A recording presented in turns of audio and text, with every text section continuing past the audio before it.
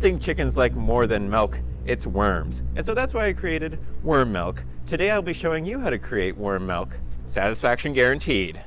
Worm milk is not a real product. Satisfaction is not guaranteed. Now here we are in Houdini. For this tutorial series, I'm going to break it up into two parts, and I'm going to do it a little bit in reverse.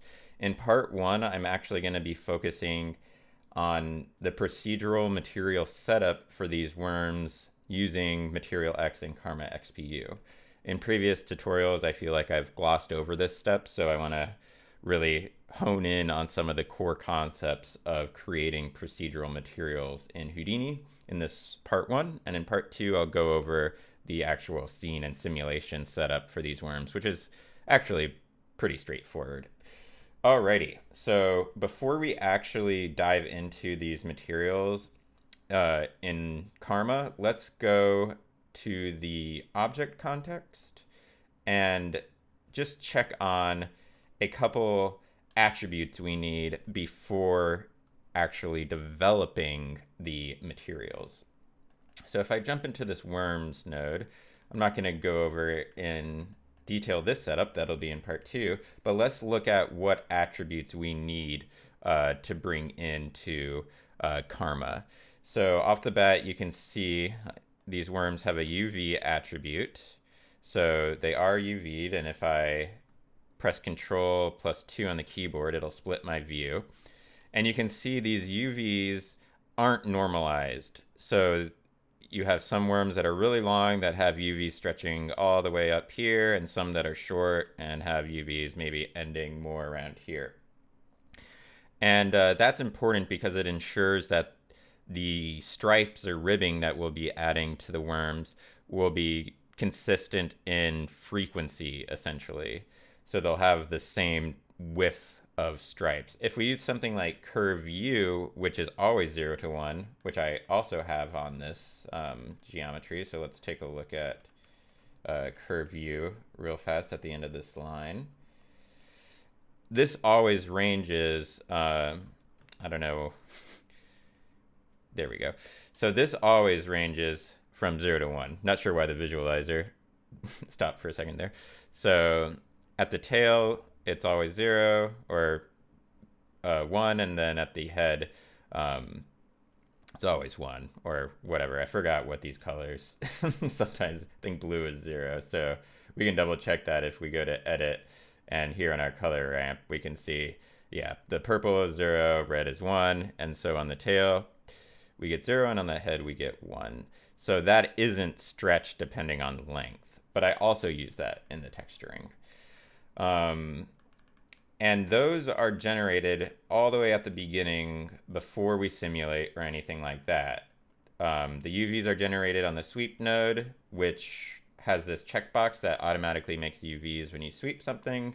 And the resample node has a checkbox to generate curve U. And I'll get into the geometry setup more in part two, but those are generated at the start. The other attributes you might want for procedural texturing are a rest position. And essentially what a rest position is it's just storing this 3D position in space of the point as an attribute. And so since that is a continuous world coordinate, you could think of it as, the noises or whatever you use in your procedural shading network to create the colors or roughness or whatever, those will look like a continuously evolving noise because you're sourcing in this continuous world space, essentially. So I don't have a rest position, but let's add one. Usually you would do this at the very start of the simulation, but since I didn't have one, let's add it at the end. And you can always do this if you forget. So I'll put a rest position here, and that will automatically create rest coordinates. If I open this geometry spreadsheet here at the bottom, we can see that we have our position here and our rest, and they're exactly the same, and they're constantly changing because our geometry is animated in a vellum simulation. So this is why you'd want to add it pre-simulation, because now we have this situation where if we fed this into a procedural material or the position, it would give us the same result. You would get this constantly evolving noise. So it would be like the worms are swimming through this texture. So you get that that kind of artifact sometimes of your model swimming through your material textures, which for this case isn't really desirable. But what we can do is simply put a time shift node here after our cache. And we'll set this to any frame. I'll just set it to frame 1 and pipe it into the second value.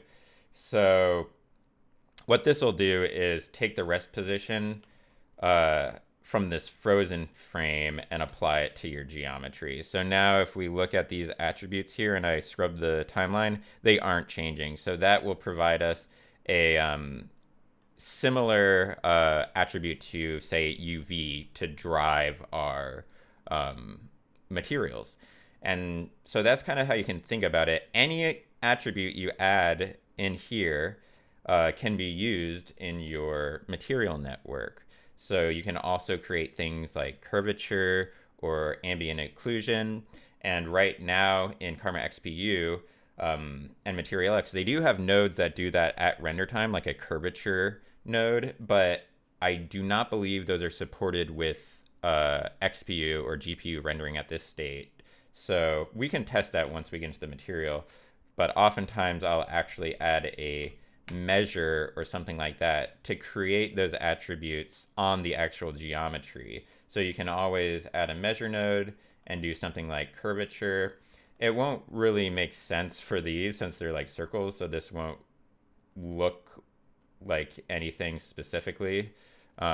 We get like kind of the curvature of the bends, but I didn't use this for the worm simulation because it doesn't really make sense, because this will just be, it's all curvature essentially. But for other like hard surface type modelings or edge wear or things like that, you can always add this measure node, add a curvature, and get some good results there. So in our case, we don't need that, so I'll just delete it. And so that's what you need for the geometry setup. So we have, to recap, a curve view, a rest position now, a UV, and I actually also have this random ID, which was generated way at the beginning, just when I created these worms. I essentially have a ID attribute on the points, so each of these lines that is the source of the worms, they get this different value. So that's just used to offset the color between each worm. Pretty simple, but I'll cover that setup in part 2. But just know we also have this unique kind of identifier per worm, so we can shift things around. All right, so that's the geometry setup. Let us jump into Solaris now. So I'm going to go up here, click on stage, switch to my Houdini viewport. I had my materials toggled off, so I'll just click this to toggle materials back on. Excuse me. And so I have several different branches here because I ended up changing it a little bit for each shot as I made them. But essentially these are very much the same. So for this demo, we'll just look at this branch here. So if I put this here, we'll be looking at this first shot of the worms falling down. So that is this camera angle here. Oh, sorry. Okay, so it's not the worms falling down. That's fine. This is kind of this semi-close-up shot of the worms. So I've addressed this a little bit in other tutorials, so I'll link that for the actual setup of this Karma, how to bring in geometry.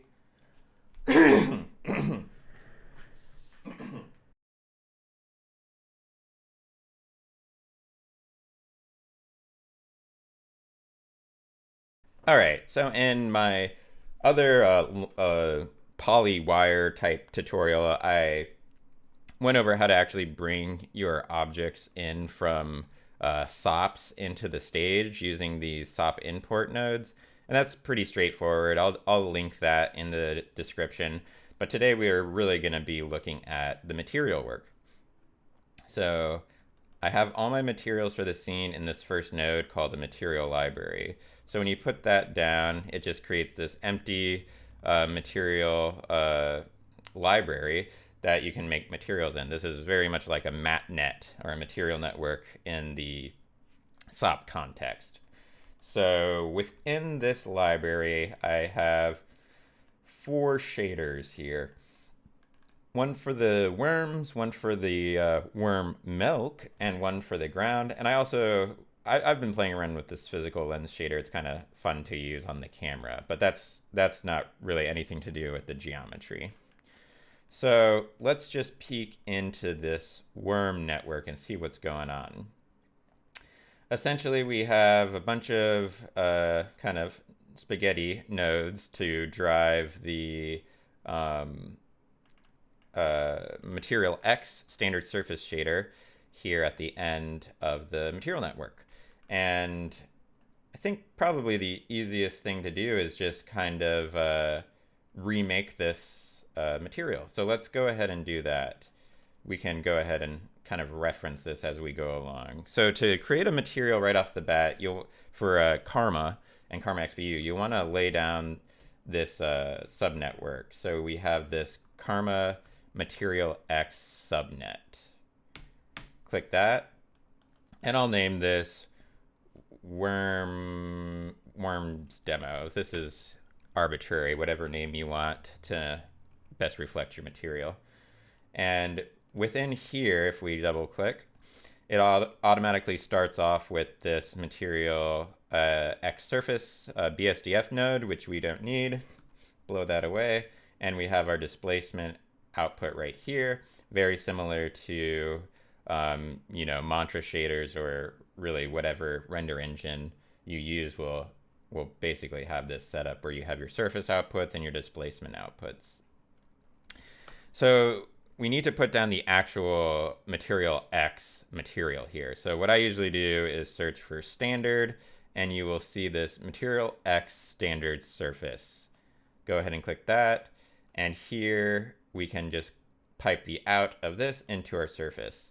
And so this is very much like the principal shader in Mantra or any type of Disney principal shader material. It has your standard metal roughness attributes, transmission, subsurface, all that good stuff. So if you've used that before, or any render engine with that model, you probably will catch on to using this MaterialX standard surface really quickly. So let me jump up a level and actually assign this. So sometimes I like to put this material library at the top so it's accessible in like other shots. So for instance, I can apply the same camera shader to both of these camera. But as I've mentioned in previous tutorials, this doesn't matter where it goes necessarily. I could put it down here after the geometry or wherever, as long as it's before this node that assigns materials. You can also assign materials in this material library node here, but like I just said, sometimes I like this at the top so it's accessible everywhere, and then I can just assign my material separately with this node. So as you can see here, I'm using kind of this expression to assign like anything that's named fluid, which is the milk. Here, fluid gets the fluid material, ground gets ground, worms get worms. So instead of giving it that worms material, let's give it worms demo that we just created. So now we've assigned the demo worm material, which is just a blank shader. And all I'm using to light these shots is actually this dome light, which usually I'll set up like some area lights or some more specific lighting, but I was trying out this this light that actually is packaged with Maya, this San Giuseppe Bridge HDR, and you'll have this too if you look in your $HFS folder. It's under MaterialX Resources Lights, and they have these kind of standard prepackaged HDRs in there. So was trying that for fun, and I just liked the way it looked and said, no, let's just go with that. So we're just lighting it with that. Very simple lighting setup. So if we click our viewport to Karma, let's just see what we're working with. This will take a second to initialize. And here we go. So I think for this, I'll turn off the WORM MYLK, because that's just a simple, flat, no texture maps, no nothing. It's just a surface with some little bit of subsurface, and it's very glossy. So we're focusing on the worms because that's where the magic happens, really. So here we have our worms, and it's just the flat material that we assigned to it, and the ground I just made a glossy, semi-glossy reflective surface here. So let's jump back into our material library, jump into our subnetwork, and here you can see if we change the color, we should get a color update. That's always nice to do just to troubleshoot that your material is working correctly. And so the first thing I did when approaching these worms is start roughing in the actual color of the worms that I wanted. And really to drive that, I used in this case, I did use the curve U attribute. So to bring in any of these attributes that I just demoed in the SOP network, we can do this USD primvar reader. This is very similar to like a bind node in, VOPs or your standard material network. And here under var name, I'll name this curve U, and curve U is a float, so I don't need to change that. And let's see what happens if I pipe this into base color. It'll take a second to initialize, and I might. So here we go. So you can see these worms are ranging from black to white along their length. And when I was looking at pictures of worms, which was a very, fun, appetizing Googling, I noticed they do have this gradient across them, and they have this bump. I forgot the name of the bump, which is kind of a slightly lighter color. So to emulate that, I piped this curve view into a ramp. So in MaterialX, there's this MaterialX color ramp, very similar to any other ramp in any other rendering engine. So I'll go ahead and plug my curve view into that, and that into my base color, and we should get the exact same thing. And just to speed up this process, I'm just gonna blast some of these worms so it loads just a hair faster so we can iterate on this. So I'm gonna jump back into my object network. I'm gonna lay down a blast node, and I'm just gonna manually delete some of these. So you can change your selection prompt to 3D connected geometry. And so I'm just gonna, maybe I'll just get rid of like half this pile here and press enter. So that should just load a little faster, and we can get rid of this when we're ready to actually render. All right, jump back into the stage.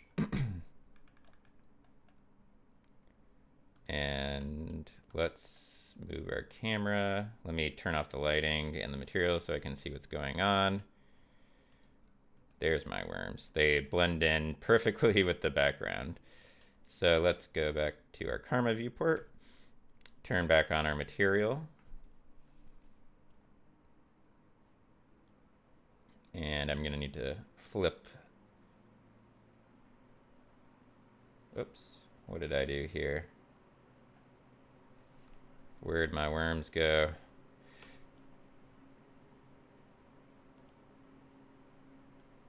One second, let's see what's going on here. Zoom back in, I turn my lighting back on, I'll switch to Karma. Turn on my material. And what happened here? Let's pin this and go back to our object network. Maybe I'll cut this this flub up. Okay, and we're back. So for some reason, I think it just glitched. And when that happens, it's always a safe bet just to exit Maya and reopen. And I guess I will say I've noticed that the Karma XPU works best when you have your file cache right at the end.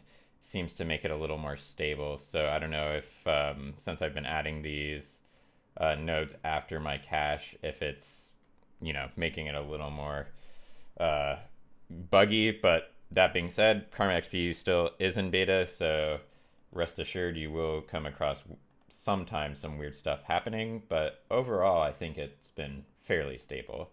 So let's jump back to here and start a Karma render again, and let's make sure everything's working. Okay, here we go. So we have our worms, and in the process I had disconnected our ramp just to troubleshoot, but let's reconnect that.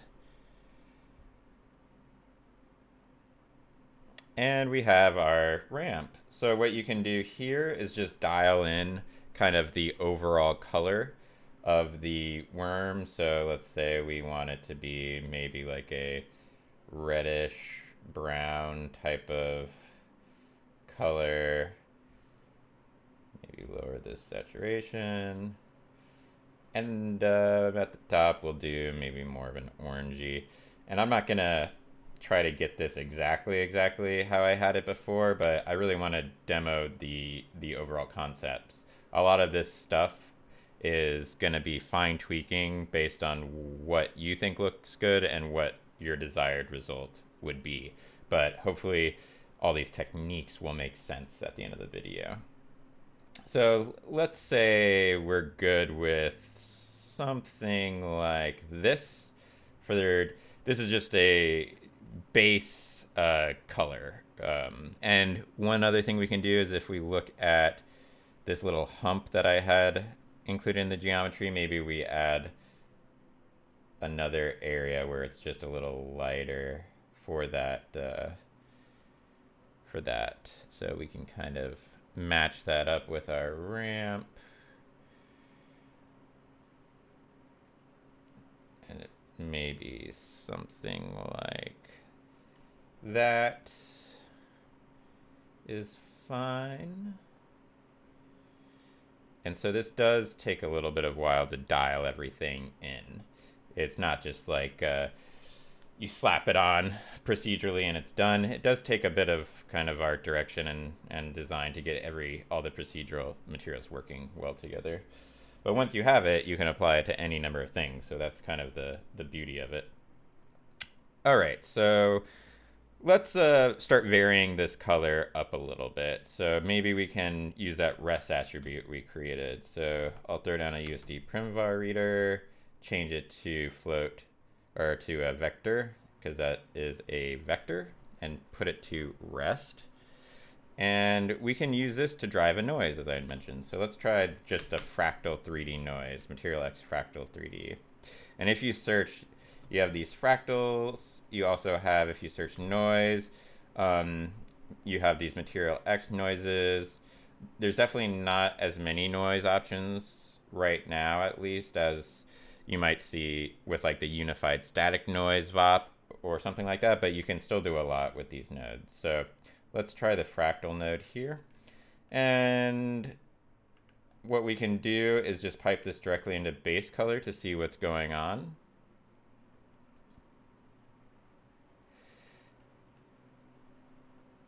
And I have this at color, which is an interesting effect actually, but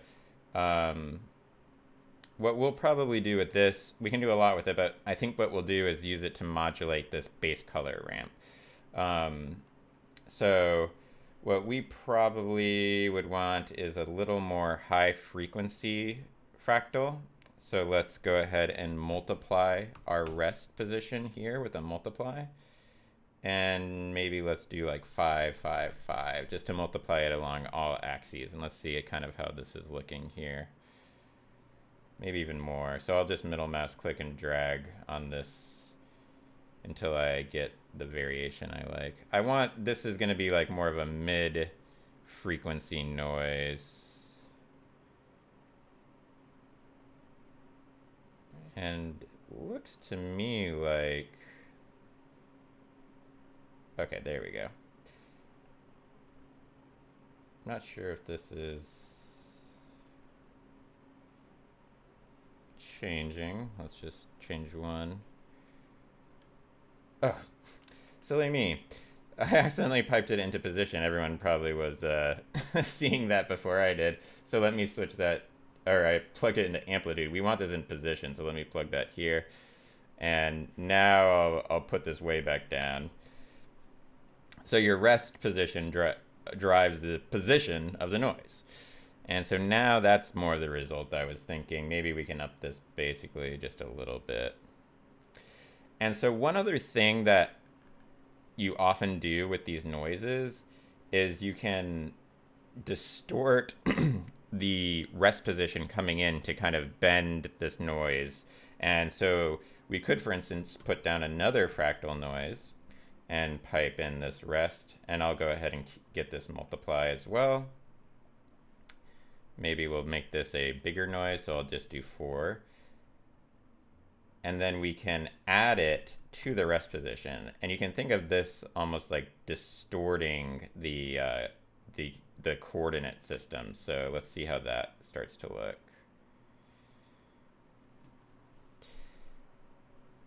And so you can see now we're getting kind of these more psychedelic like swirls, because it's this first fractal noise is kind of distorting the space and swirling it in this fractal pattern, which is interesting, but maybe we can make this a lot more subtle for the worms. Maybe put the amplitude of this distortion noise to 0.1, and you can see now it's swirling a lot less.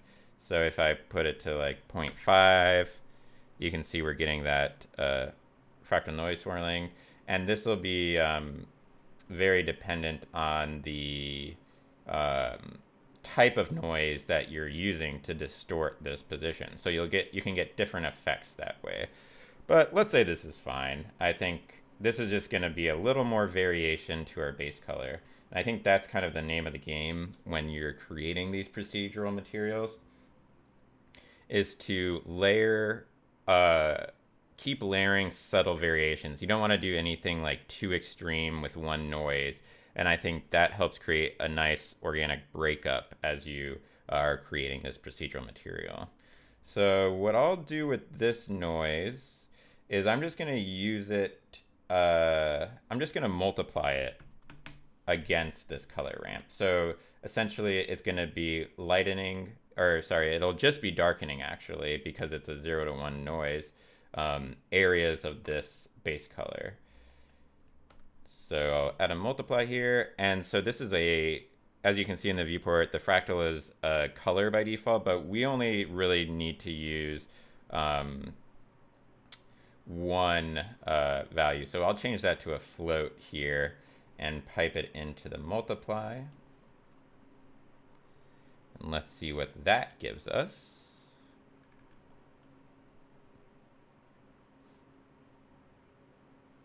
So now we're getting these really dark patches here, and then we get our kind of regular ramp color showing through. This is a little too extreme, so what we can do is remap this fractal to a less pronounced value. And so we have this remap MaterialX node, which is the exact same as a fit node in VOPs. And so we can use this remap to maybe make the low end 0.5. So the output of this noise will only darken or be multiplied against this base color by 0.5. So it's just less of an effect. If I set both of these to 1, it wouldn't do anything. If we wanted to brighten areas, we could raise this to 1.5 and we could get brighter areas. I'll crank this so you can see it's now lightening areas, but you have to be careful with doing things like that because you might start getting values above 1. So what you can do is add a clamp if you do plan to do things like that. And then you might get a solid bit of color, let's say we set this to 100 to really emphasize what's going on here. So you'll start getting these just pure white clamped values, which might be an effect you want, but it's just something to be aware of when you start over cranking these values. You might get into some weird results. So that's something to keep in mind when just using these math nodes to combine different textures together. So for us, let's just keep it. Maybe we'll do 1.1 and 0.3. So it's mostly darkening. Maybe 0.4. Yeah, I think that's fine. So it's just adding a little variation. Maybe we up our octaves a little so it has a little more detailed noise. And so now we're getting this type of result. So we have some variation across our color. And the reason I'm doing color is because that's probably like the most significant thing in the worms, because the roughness values on the worms are relatively even across the whole worm. They're just kind of like these shiny tubular shapes. If you were doing something else, it might make more sense for you to start with doing this whole setup on roughness, for example, because that's might be where you get the most detail. Maybe you have like just a green helmet or something, so the color is going to be pretty much the same across the whole helmet, maybe with some slight variation, but the roughness is really where you would get like the edge wear and things like that. So it depends on what you're texturing. You might want to start with dialing in the roughness or the displacement or something like that. But for this, we just went with the base color. And now we have a pretty good, it's not great, but it's a start where we have some variation and we have a general color we have. The other main thing about these worms is the ridges on them. So when I was looking at pictures of worms, they have all the ridging along the length of the worm. And so to do that, we'll use the UVs. So to bring in the UVs, we can do the USD Primver reader again. And this is a little confusing because we'll set that to float 2 because there's two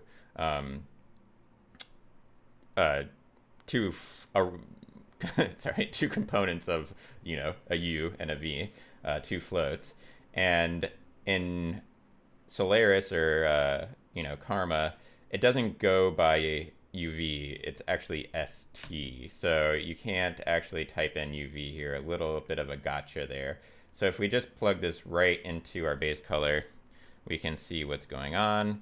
And so there we have a color representation of our UVs. So it is working. And what we can do is use the V attribute to drive the ribbing or the ridges. I feel like this sounds so weird. All right, so let's go vector to float, or actually, so in VOBs it's vector to float, and here it's separate vector 3. So there's usually a MaterialX companion node, but it is a little confusing to jump in because they're all named a little differently than what you might expect if you're used to standard Houdini VOPs. And so if we plug in our out Y, which is the second value, which would also be the V or the T, hope this isn't getting too confusing with all these completely arbitrary naming schemes. But now we're getting a very similar effect to Curve U, where we're getting our black to white gradient. But as I mentioned before, this isn't normalized, so we should get even amounts of ridges or an even frequency. So the way we can get that type of ridging is with a sine function. So this takes a continuously increasing linear kind of ramp, and it remaps it from basically 1 to 0 to 1, 0, and makes this sine wave. So we can plug that into sine, plug our sine into base color, and let's see what's happening here. So now we start to get these lines, but they're way too broad. They don't have enough frequency. So we can just multiply our V value before feeding into the sine, and let's go with something high like 100.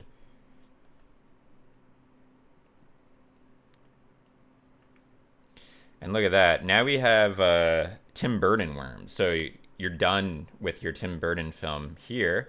And I'd say just render it. But if you wanted to make it more like a realistic worm, we can use this to modulate the base color and also to drive the displacement. So let's use it to first drive the displacement. And what I've noticed with Karma XPU is if you have a ton of geometry, I'm going to switch back to Houdini Geo. If you have a lot of geometry, this isn't that much, but when I had like the full worm simulation and the fluids and you're displacing stuff, you can run out of VRAM on your graphics card really quickly, I think due to the dicing quality. So it's dividing these worms into tiny, tiny, tiny polygons. And so I have found if you add a render geometry settings and have this affect, oh, I actually have this affecting the wrong thing. So that's my bad. So let me switch to my Solaris viewport so I can get all the Solaris menus at the bottom here. But if you add this render geometry settings and switch it to the worm, so I can just drag this up to the primitives and change down here. If you scroll down, the dicing quality, you can make it so it doesn't create these micro polygons as high frequency. So you actually are dicing it less. And kind of the description says that there. But just a tip, if you're crashing a lot, when you start displacing tons and tons of geometry, this dicing quality slider, I think, helps with alleviating some of that VRAM, and a little nudge actually goes a long way. I believe it's the same on the Karma node here. If you go to rendering dicing here under geometry and shading, this is the same thing, but it's a global parameter across all objects. So if you want to evenly decrease the quality across your whole scene, you can do it there. If you want to decrease the amount of subdivision on just one primitive or one set of objects, you can do it in this render geometry settings and just lower it there. All right, so let's go back to the materials here. Start our render again. And so let's actually finesse these stripes a little bit here. Let's let this initialize.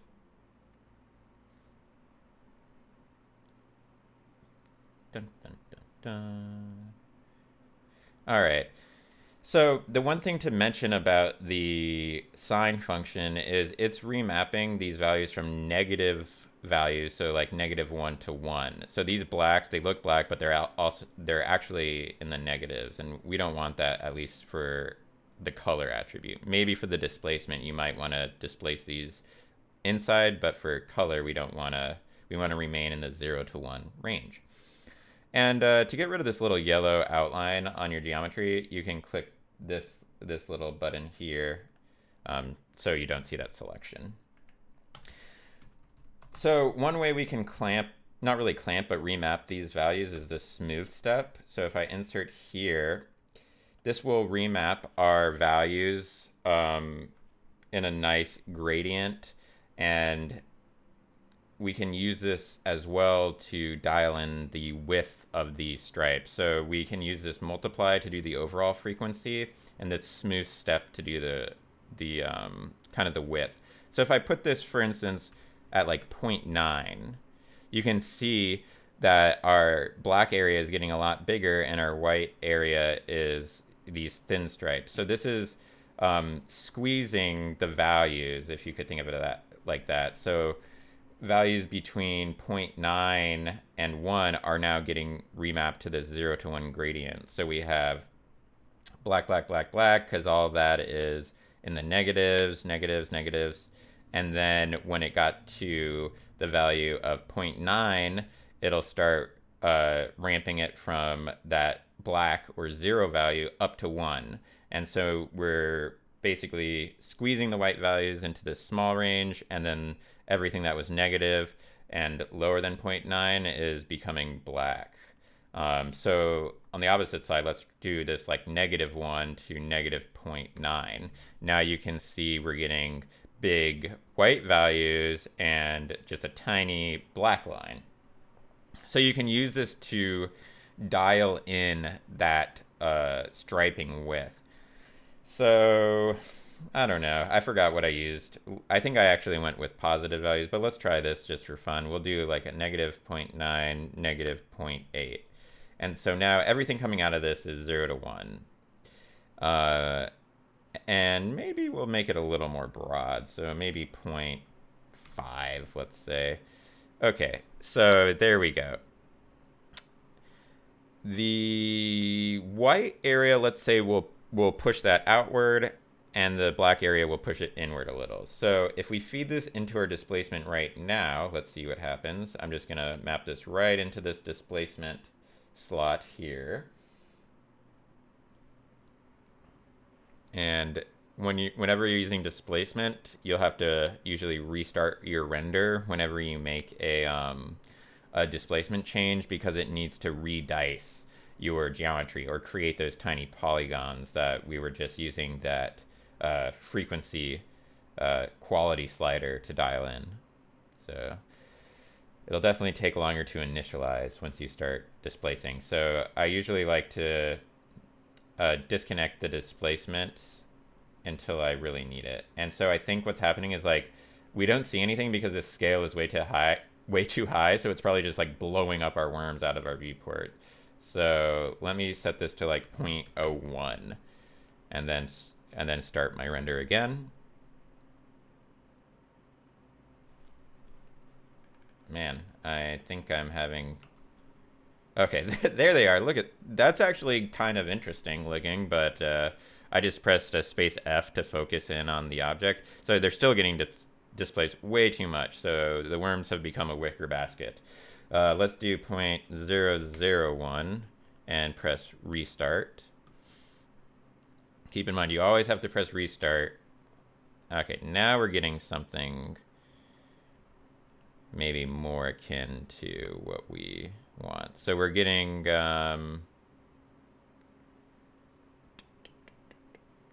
restarting.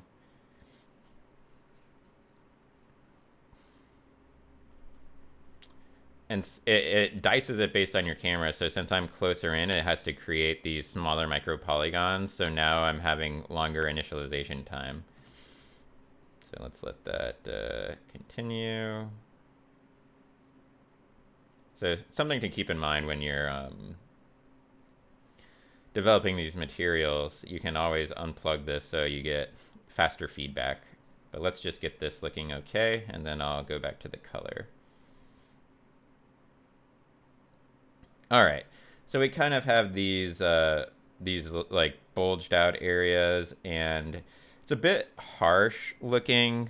It's about the right size, I think, but between the black and the white, it's a little too dramatic of a up and down. So we can go back to our, let me zoom out a little bit, and we can go back to our smooth step, and just to increase kind of the feathering on this transition between black and white, we can increase the separation between these values. So let's change this to, for instance, like 0, and we should get a smoother fall off. Restart my render.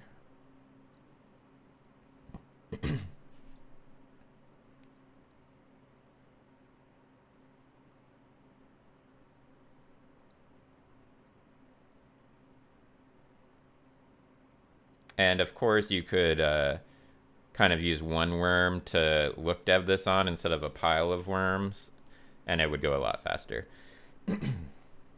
All right, so that's looking pretty good to me.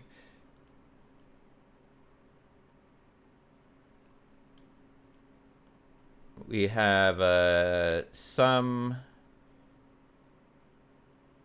kind of like almost looks like the stripes are bent a little. We could subdivide our geometry maybe once to get rid of that, but I think this is looking fine for especially once it won't be this obvious once we don't have this black and white color map going on. So for the displacement, I think this looks good. So we have this subtle ribbing now. And you could change the scale here. And the displacement right now, since this is a 0 to 1 value, it's only displacing outward. If you wanted this to sink inward, we could offset this smooth step. So we could, for instance, do a remap to remap the range, or you could add a value or subtract a value to it. But for now, let's try this. So instead of a 0 to 1 range, let's do the out to a negative 0.5 to 0.5. So now we're 0 centered. This will be a subtle change, but now we'll actually have the geometry getting displaced a little bit inward and a little bit outward.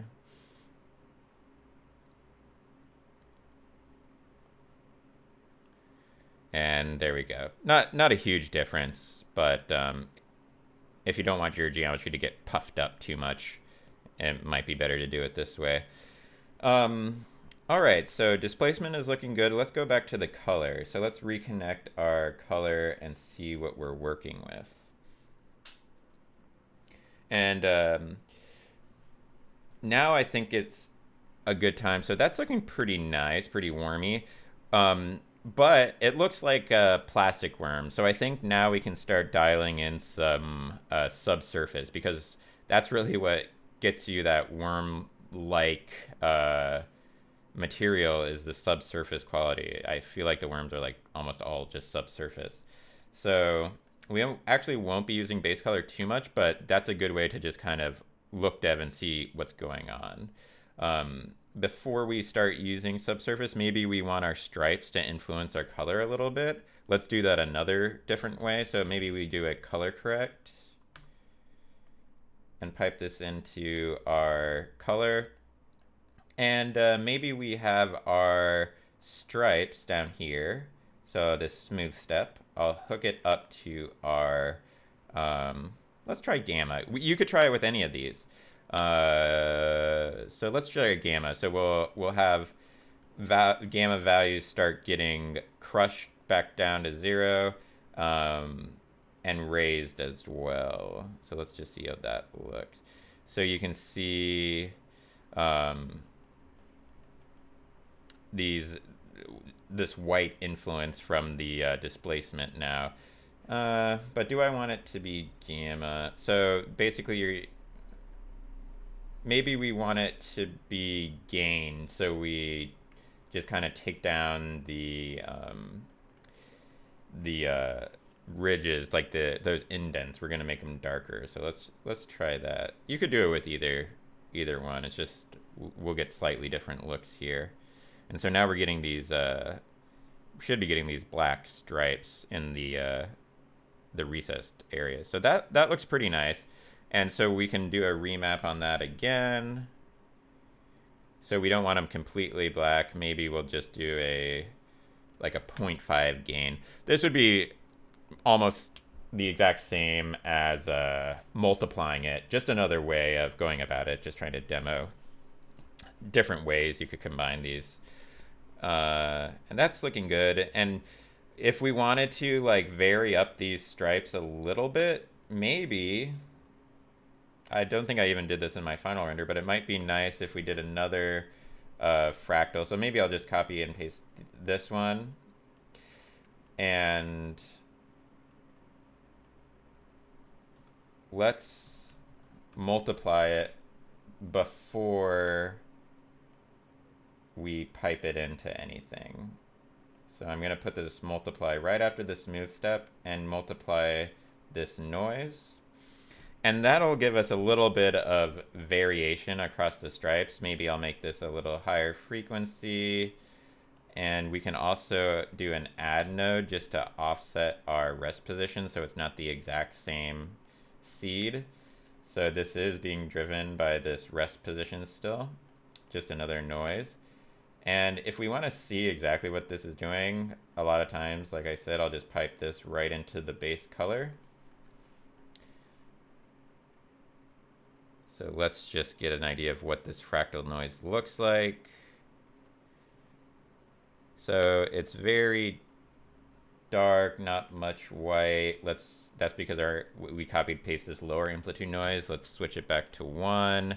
And I think we want to actually increase the frequency quite a bit. So now that we have this really high frequency noise.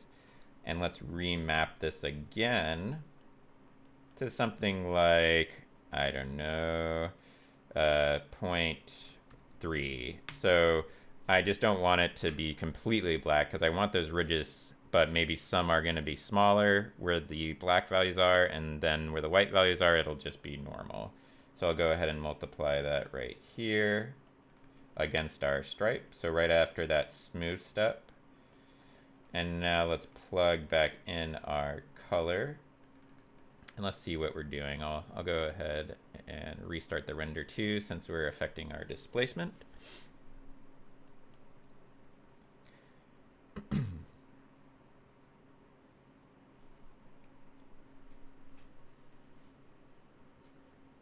Okay, and so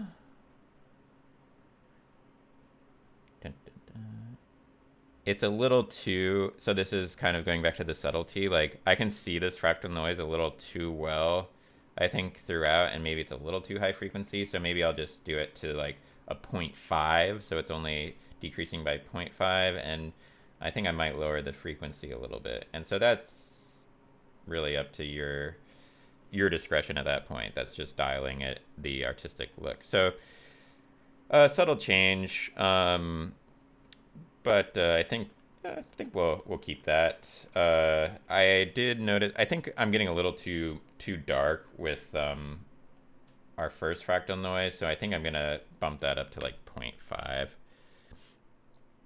Okay, so now we have this type of look, and so let's go to the subsurface shading now. This is what's really gonna make it look like worms. So under subsurface, I'm gonna crank it up to 1. It'll look just white because now we're not getting any contribution from our base color anymore. And you can see it almost looks like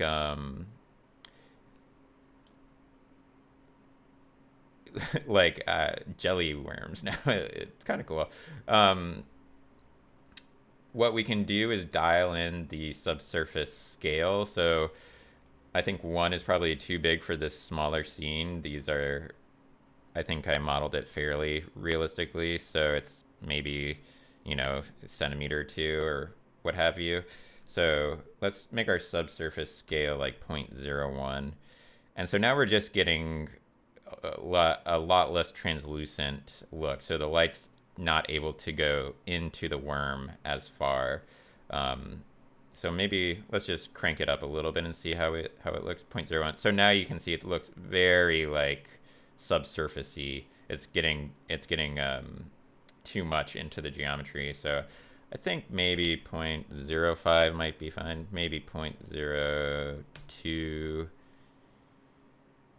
Let's go with that. And you can dial that in. So that's kind of a major parameter to get this looking right. And you can see in my simulation I didn't have enough substeps, so I have these weird little bits of geometry, but I thought it was fine, especially when you have the massive worms. It almost looks like these like weird blood blisters or something, so I didn't even bother fixing that, but just that's what's causing these little weird areas. And so now let's just plug this color that we've been working on into our subsurface and see how it looks. Sorry, into our subsurface color. So 1 down. And it's still getting tinted a bit white. What I found worked pretty well in this situation is like a combination of adjusting the subsurface color and subsurface radius. So if we make the radius like red, for instance, that'll give us like this more like blood looking worm. But I found that if I just pipe this color into both the color and the radius, I can use another color correction node to dial it in for each. So maybe I want my radius to be a bit brighter. And so this is kind of like tinting the beam or how far it goes through these RGB channels. And I might want it to be more saturated, and I can do the same sort of color correction on the subsurface color too. So maybe I want it more saturated and a little brighter. I forgot exactly. Let's see what I did for the real shader. So for my, I dialed this in a lot, you know, a lot more specifically for the actual render. But you can kind of see what's happening. We can use these color corrects to really hone it in. So let's,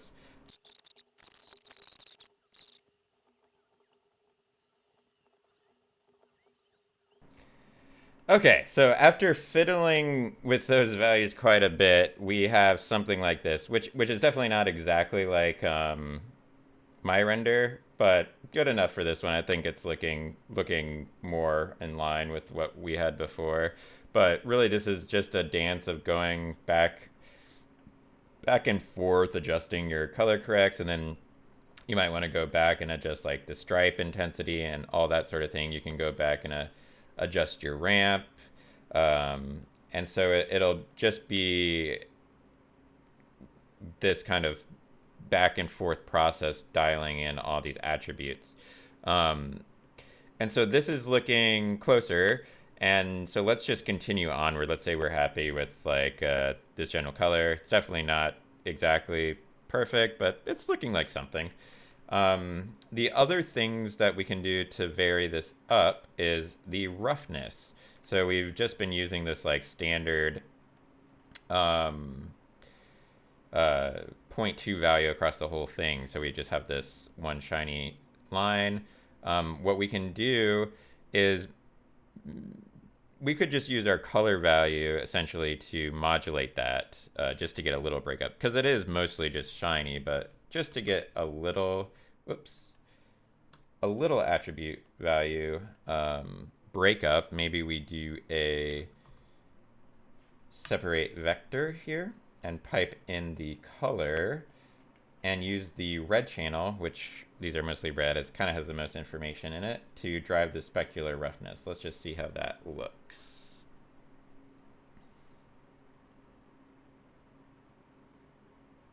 And so this will be not exactly what we want because it's from 0 to 1, but you can see we're getting these highlights aren't across the whole worms anymore. We do want them to be relatively glossy everywhere, so let me pipe this into a remap, and we can keep it 0 to 1 for the in, and maybe we can put our roughness values somewhere between something like 0.1 and 0.5, just so it never gets rougher than 0.5. So we're still pretty glossy throughout the whole worm, but we're just getting maybe a little bit of breakup across this pile of worms.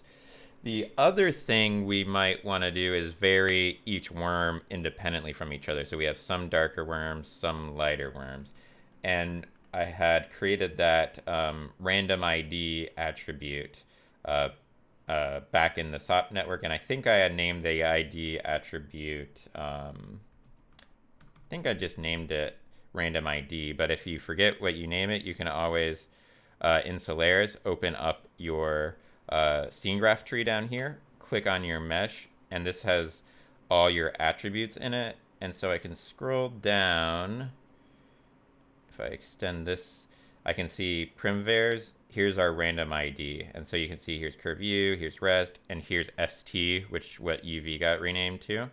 So let's use this random ID, which is a float. So I made that a float, and I already made it random in the SOP network. So I just have a random value on each worm. So let's go ahead and use that to vary these worms again. So maybe before this stripe color correct, I'll add another color correct. And you could also use something like a color, let's see, you could use a color ramp. You could use an add, you could use math functions like add or multiply. You could add a like a mix node to mix colors together. Maybe let's do that just to show a different way of creating these variations. So I'll add a mix node here. And then for the mix amount, I'm going to use this random ID, which is already 0 to 1. So I'll plug that into our mix.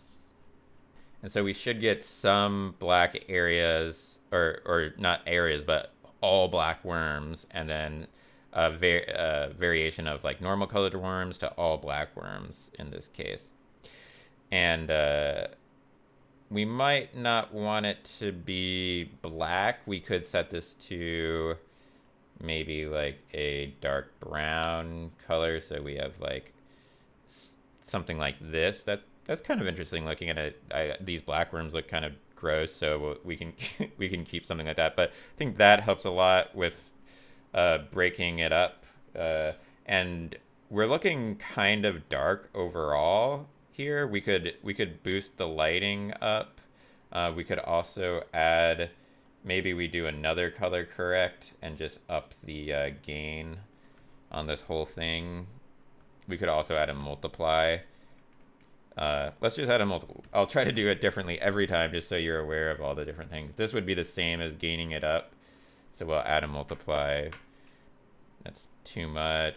Maybe 1.3. Something like that. Just so we get a little bit brighter worms. And maybe our dark worms are still a little dark. So maybe I'll up this value just a little bit. Okay. So I think we're getting pretty close here to the final product. Let's just bring up one of my snippet here. So we have generally a pretty similar results. We could take some time if we wanted to match it exactly. I used more of like a brownish than reddish color, and it's not as contrasty. So that's really a matter of playing around with these attributes and getting it dialed in. But we have this nice procedural worm platter here. And looking at it here, I think, you know, some of these stripes, some things are pushed too far. I would say I would probably layer it a little bit better, like reduce the darkness of the stripes. I think that's maybe a little too prominent. One thing I did do, I forgot to do this here, is I used the striping also to drive the subsurface contribution. So let's see here. Here's our the smooth step where we set these ridges, and we have this noise being multiplied. So you could label stuff too better than I do to just keep it straight. So I could name the smooth step like stripes. And maybe we remap this one more time. So here's the stripes with that fractal noise multiplied against it, and we plug this all the way into subsurface. So this is how much subsurface we have all together. So that like the total contribution. This will switch between using subsurface and the base color based on these stripes. So the 0, these inward stripes will be basically no subsurface, and then these the white bulged areas will be completely subsurface. And we could dial that in here with maybe like, we want everything to be subsurface, but the stripes just to be less. So we could put a 0.5 here, for instance. And so there you go. That's kind of a start to procedurally creating materials in Karma. In the next tutorial, I'll walk through how I set up this actual simulation and how we generated the geometry, how we did the actual worm milk. And so I should have that one out in not too long. And hopefully you like this. Hopefully it was informational. If you have any questions, comments, please leave them down in the description and I'll definitely get back to you. But other than that, thanks for watching. Have a great day.